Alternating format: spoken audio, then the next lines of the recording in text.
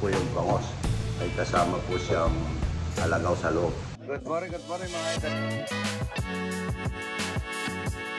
Ito ako ng puhol. Ito po yung pinamalengke ko. Itong puset yan. Yung na sinuli namin nung anak ni Jeffrey kahapon. Gagata ako mga idol. Itong puset. Ito yung bangos na lalagyan natin ng alagaw mga idol. Iluluto natin yan. Masarap po yan. Lagyan natin ng alagaw mga idol. Ito yung alagaw. Ito yung nakatulod niya, nakadulo niya. Tapos babalot natin dito. Yan po yung lalagay natin doon sa suso, sa pohol. Ito po yung ahalo natin doon sa bangos mga idol. Tatala natin yung idol. Ito po yung sa alagaw mga idol.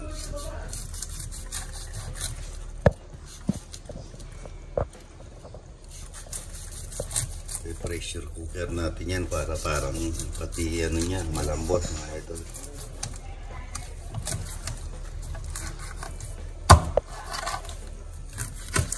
Ang alagaw mga idol, nalagay natin sa bawang. Lalagyan natin ng kamatis, bawang, sibuyas mga idol. Haluin natin yan. Kunti lang kasi ipapakulo ko pa ng toyo to, tsaka oil pressure cooker. Lalagay lang ng paminta, durog. Konting asin. Ito po yung tanglad. Tawag ng tanglad. Ayan, lagaw. Lalagyan natin ng toyo. Tsaka suka. Yan, suka. Yung luya mga idol, luya. Silang na natin yan. Babalot natin yan ng ano. Lalagyan natin na ng palaman. Babalot po natin yan ng ano, ng alagaw, dahon. Tapos pressure cooker natin mga idol. Yan, babalot natin yan ng ganyan. Suma natin ng konting kamatis dito. Para masarap siya.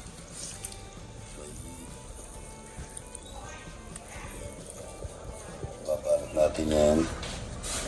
Okay. Lagyan natin ng sinulid. May sinulid yan mga idol. Para hindi po bibitaw yung palaman niya.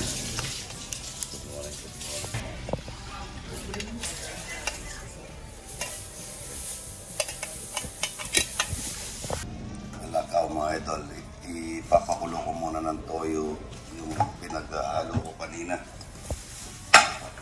Pakuloyin muna natin ito hanggat matuyo. Pag natuyo po, may pressure cooker natin yan.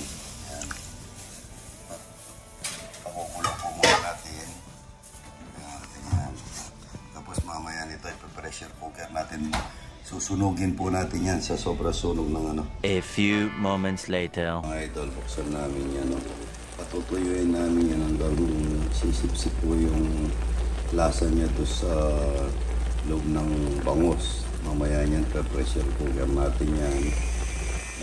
Tapos pipirito pa natin na susunugin natin yung balat ng alagaw mga idol. Natuyo na po. Pipirito na natin matagal sa pressure cooker yan. Kunin natin yan. Lalagay natin dito sa may mantika. Yan, lulubog natin yan. Pakuloy natin na matagal hanggang lumambot pati po yung ano niya, tinik niya mga idol. Ayan po, natuyo na yung suka at saka toyo. Yan po, pressure natin, cooker natin yan. Mga kalahating oras pong naka-pressure cooker. Minor na minor lang yung kalang yan. Mga kalahating oras yan mga idol.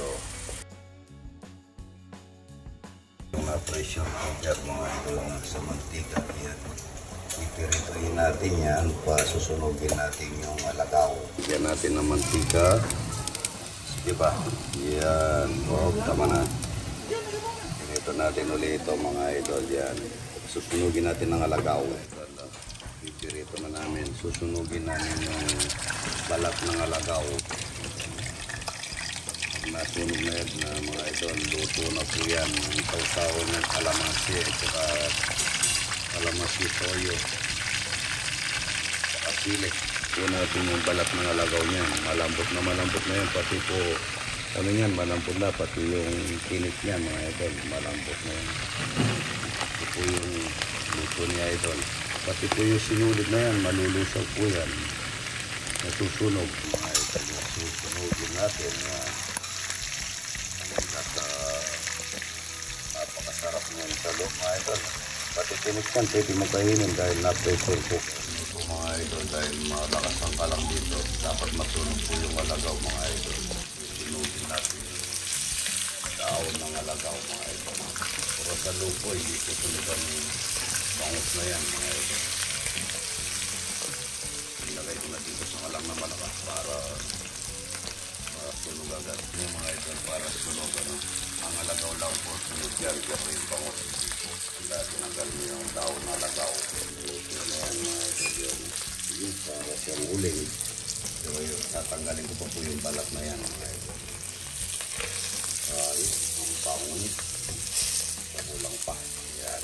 Finish product na po ito ng alagaw na bangos. Tatanggalin po natin yan yung sinulit. Mga idol yan, wala na rin yan. Kaya tanggalin natin yan. Saka natin bubuhos yung mantika kanina. Saka natin ang sausawan nito ay patis at saka kalamansi sili. Yan po, hindi po sunog yung katawan yan mga idol. Ayan. Lalabasan niya mga idol yan. Ayan, napakalambot po niya, pati tinik mga idol. May sausawan dito to, patis at saka kalamansi sili. Ayan po, pinispratok na yan. Hindi po sunog sa loob yan mga idol. Masarap po yan yan. Mga idol, ito po luto na yung ating recipe. May alagaw. Alagaw at saka... Ang dami kong kanin. Sorry. Salita na. Ang dami mo ko naman. Kaya na tayo. Ha? Mara. Bigyan mo ko ng root beef niyan para masarap ulit. Rahul. Hindi ko alam nito kung ano yung unahin ko Rahul. Kung itong bangos o ano. Masarap mo yan mga ito. Ito yung pukul na may kasamang